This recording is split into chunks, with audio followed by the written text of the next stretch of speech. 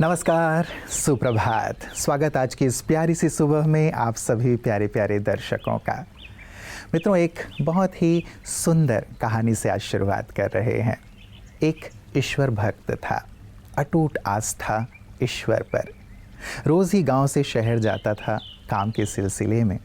एक दिन मौसम बहुत ख़राब था, बारिश हो रही थी। शहर से वापस लौट रहा था। बीच में लकड़ी का एक पुल पड़ा करता था जो कि नदी को पार कराने के लिए बनाया गया था, लेकिन बहुत पुराना हो गया था।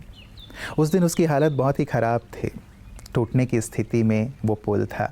लेकिन अब इस बार तो आना ही था, तो भक्त ईश्वर को याद करके पुल पर चल पड़ा। पुल लगभग टूटने की हालत में आ गया और भक्त गिरने की स्थिति में आ गया। दिल से ईश्वर को याद किया तो देखा सामने ईश्वर हैं उस छोर पर। उसके मन में एक उमंग जगा कि ईश्वर अब मेरी मदद करेंगे। पुकारा कि प्रभु आइए मेरी मदद कीजिए, लेकिन प्रभु उसकी ओर नहीं बढ़े। उसे लगा कि भगवान आ तो गए, लेकिन मेरी मदद के लिए आ क्यों नहीं रहे हैं। उसने भगवान को अब कोसना शुरू कर दिया कि आ तो गए हो लेकिन मदद नहीं कर रहे हो। और जैसे तैसे कोसते हुए वो उस पार पहुंचा तो देखा कि भगवान उस पुल को जो खड़ा करने वाला खंभा है, जो उखड़ चुका था, उसे पकड़ करके खड़े हुए थे। यदि वो उसे छोड़ देते तो भक्त नीचे चला जाता पानी में और उसकी मृत्यु हो जाती। कई बार मित्रों, जिस ढंग से हमारा कार्य नहीं होता, जो हम चाहते हैं और वो नहीं होता, ईश्वर से जो हम कामना रखते हैं वो नहीं होता, हमारी आस्था डगमगाने लगती है। इसलिए एक बात याद रखें कि ईश्वर हमें वो नहीं देते जो हमारे लिए अच्छा होता है। ईश्वर हमें वो देते हैं जो सबके लिए बहुत ही बेहतर होता है। हमारी कामना के अनुसार वो कार्य नहीं करते, लेकिन हमारे भविष्य को सुनहरा बनाने के लिए वो कार्य करते हैं। इसीलिए अपनी आस्था को कभी भी हम डगमगाने ना दें, उन पर अटूट विश्वास रख के जीवन में आगे बढ़ें। तो आइए इसी विश्वास, इसी आस्था के साथ आगे चलते हैं अपने सुवाक्य की ओर। ओम शांति। अक्सर जब हम किसी दुख व चिंता में होते हैं तो कोई ना कोई हमारा मित्र व संबंधी आकर हमें कह जाता है कि चिंता ना करिए, भगवान पर भरोसा रखिए। फिर क्या होता है? वो कह देता है, हम सुन लेते हैं और चिंता वहीं की वहीं रह जाती है। परंतु क्या आपने कभी इस विधि को अपना कर देखा है? एक बार पूरे विश्वास के साथ परमपिता परमात्मा को, उस दुख हरता सुख करता को अपने सब दुख दे कर देखिए। यकीन मानिए, परमात्मा आपका भरोसा कभी टूटने नहीं देगा।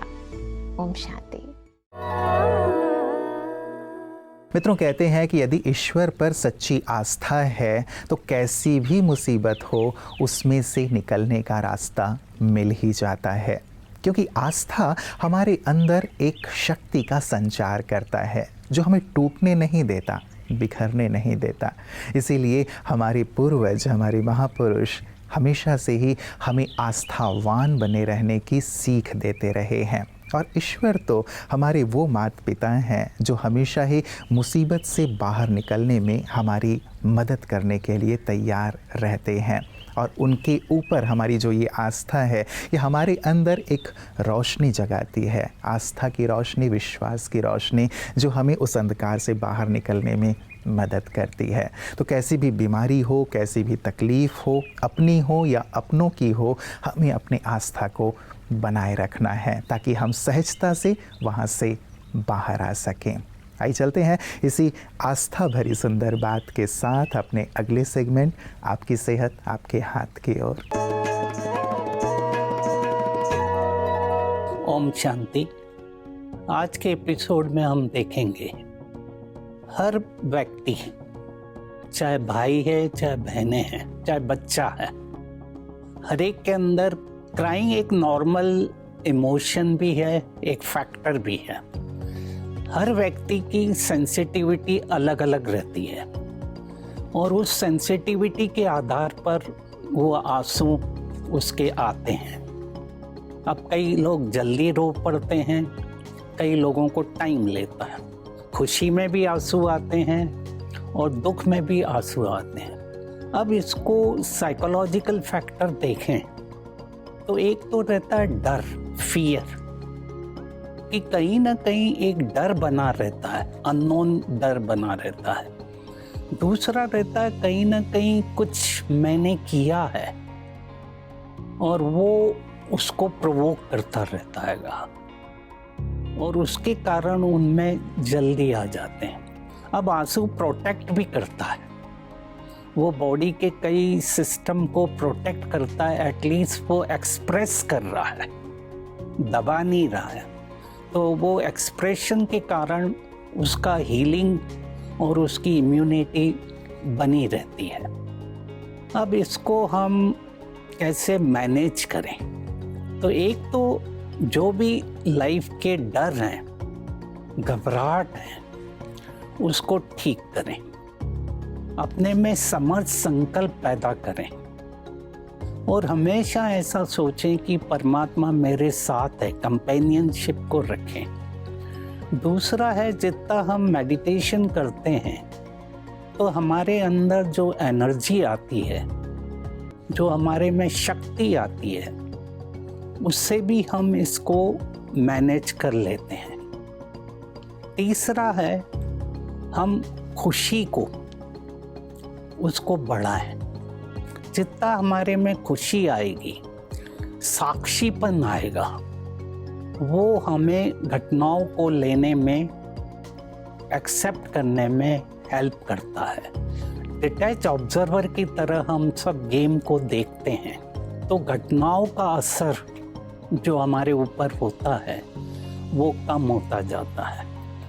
आइए हेल्दी रहें, अपनी खुशी को बढ़ाएं, अपने डर को कम करें और परमात्मा के साथ कंपेनियनशिप में रहकर अपनी एनर्जी लेवल को बढ़ाएं।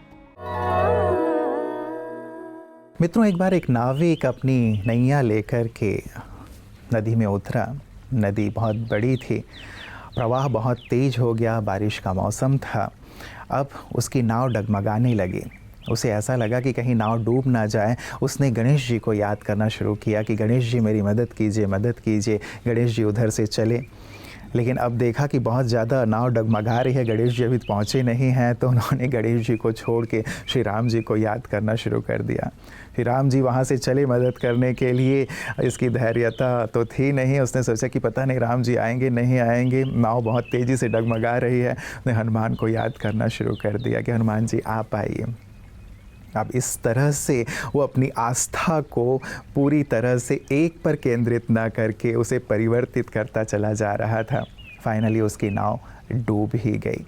कहने का भाव ये है मित्रों, है तो एक कथा, लेकिन हम अपनी आस्था में पूरी तरह दृढ़ रहें, क्योंकि भक्ति या ज्ञान या ईश्वर एक ऐसे विषय का नाम है जो समर्पणता चाहती है। यदि हम समर्पित भाव से अपनी आस्था को बनाए रखते हैं तो निश्चित रूप से हमारी मदद होती है।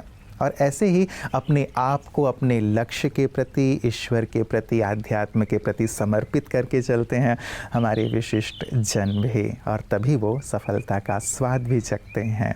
आइए देखें विशिष्ट की बातें विशेष में आज अपने अनुभव के साथ हमारे साथ कौन से खास मेहमान हैं। देखो, जो लोग तो इसमें पूरी तरह समर्पित होके लगे हुए हैं, राजयोग का जो अभ्यास भी करते हैं, तो उन लोगों के लिए तो ये एक डिफरेंट काइंड ऑफ वर्ल्ड हम बोल सकते हैं कि वो है। लेकिन जैसे हम लोग दुनियावी लोग जो आते रहते हैं यहाँ पे, क्योंकि इतने सारे सम्मेलनों में मैंने शमूलियत की है, तो कुछ चीज़ें हैं जो मुझे लगती हैं कि यहीं पे आके हमने प्राप्त की हैं। जैसे अपने मन पे कंट्रोल। अभी जो काम हमारा है उसमें बहुत सारी सिचुएशंस ऐसी आ जाती हैं कि आपको गुस्सा भी आता है, आपको अगर आप ओवर रिएक्ट करोगे तो उसका नुकसान भी होगा, आपको भी नुकसान होगा, आप जिसके लिए ओवर रिएक्ट कर रहे हो उसका भी नुकसान होगा, ओवरऑल समाज के किसी ना किसी वर्ग का आप नुकसान करोगे। लेकिन अगर आपका मन पे कंट्रोल हो जाए, आपको सहज में रहने की आदत पड़ जाए, आपको ये शांति में रहने की इच्छा हो, तो मेरे ख्याल में बहुत सारी जो समस्याएं हैं संसार में, आप उनका खुद भी सामना कर सकते हो और लोगों को भी आप बता सकते हैं कोई ऐसी समस्याओं का कैसे सामना करना है। हमें विचार करना है मित्रों कि वो ईश्वर, वो पिता जो हमेशा हमारी मदद करते हैं, हमारा मार्गदर्शन करते हैं, क्या हमें केवल उन्हें स्वार्थ के समय याद करना चाहिए या फिर जीवन में उन्हें शामिल कर लेना चाहिए, जीवन में उन्हें प्रथम स्थान देना चाहिए? विचार कीजिएगा और कैसे ईश्वर के साथ गहराई से नाता जोड़ा जाए, निभाया जाए, उन्हें जीवन में शामिल किया जाए। यही सुंदर बात ब्रह्मा कुमारियाँ सभी को राजयोग के माध्यम से सिखा रही हैं। आइए देखते हैं उनकी इन्हीं सुंदर सेवाओं को पीस न्यूज़ हाइलाइट्स में। बच्चे हमारे देश के आधार है, इसलिए उन्हें सदैव आगे बढ़ाना चाहिए। छत्तीसगढ़ के बिलासपुर सरकंडा श्री विहार में ब्रह्मा कुमारीज द्वारा बच्चों के लिए 3 दिवसीय निशुल्क समर कैंप का आयोजन किया गया, जिसका लाभ लेने करीब 100 बच्चों ने भाग लिया। कैंप में बच्चों को art and craft, yoga, exercise और अन्य एक्टिविटीज सिखाई गई। सेवा केंद्र प्रभारी ब्रह्मा कुमारी मधु दीदी ने मेडिटेशन एवं मेमोरी पावर विषय पर बताया। बीके प्रगति बहन ने सभी को राजयोग मेडिटेशन की गहन अनुभूति कराई। बीके दीपा बहन ने सभी बच्चों को म्यूजिकल एक्सरसाइज कराया।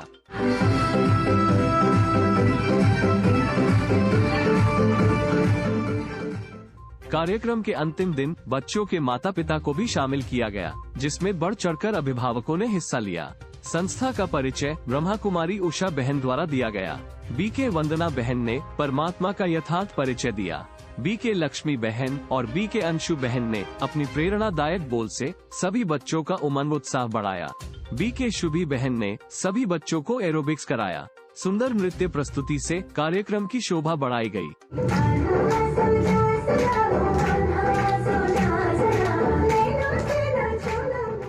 समर कैंप के समापन के पश्चात बच्चों ने अपने अनुभव भी साझा किए। तो यहाँ मुझे सीखने को मिला कि आत्मा का संबंध परमात्मा से है। आत्मा एक ज्योति बिंदु है और यहाँ मुझे सीखने को मिला मेडिटेशन और योगा। कार्यक्रम के अंत में अतिथियों को ईश्वरीय सौगात भी भेंट की गई।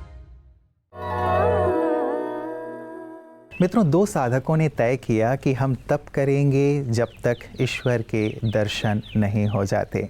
दोनों अलग अलग पहाड़ों पर जाकर तप करने लगे। ईश्वर का दूत एक के पास आया और उसने कहा कि क्या तुम जानते हो कि ईश्वर के दर्शन तुम्हें कब होंगे? उसने कहा कि नहीं, कब होंगे? तो उसने कहा इस पेड़ में जितने पत्ते हैं उतने वर्षों तक तुम्हें साधना करनी पड़ेगी, तब जाकर तुम्हें ईश्वर के दर्शन होंगे। वो थोड़ा सा खिन्न हो गया, निराश हो गया। कितने सारे पत्ते अर्थात कितने वर्षों तक मुझे करना पड़ेगा, पता नहीं ईश्वर का ये जो एक सुंदर संकल्प मैंने लिया है दर्शन करने का, वो मैं कर पाऊँगा या नहीं कर पाऊँगा। उसकी आस्था बिल्कुल हिल सी गई और वो अपने आप में निराश हो गया। दूसरा जो साधक था उसके पास वो दूत गया, उसने कहा सेम बात जो इसके साथ कही थी। वो बहुत प्रफुल्लित हो गया, खुशी में नाचने लगा कि वाह क्या बात है, इतने वर्ष साधना करने के बाद कम से कम ईश्वर के मुझे दर्शन तो होंगे ही होंगे ना। ये बात तो तय हो गई कि भगवान मुझे दर्शन देंगे। उसकी जो आस्था थी, उसका जो विश्वास था, उस विश्वास ने जैसे उसे जीत दिलाई और तत्क्षण ही ईश्वर के उसे दर्शन हो गए। मित्रों, कई बार जीवन में कुछ बातें, परिस्थिति, व्यक्तियों के द्वारा यदि आती हैं, हमारी आस्था कई बार लड़खड़ा जाती है और वहाँ हम ईश्वर से अपनी सफलता से दूर हो जाते हैं। हम अपनी आस्था पर पूरी तरह से कायम रहें तो निश्चित रूप से ईश्वर के समीप भी पहुँचते चलेंगे और जीवन भी सुख शांति सफलता से भरपूर होता चलेगा। तो अपनी आस्था को ईश्वर पर अटूट बनाए रखें। इसी मंगल कामना के साथ नमस्कार, ओम शांति।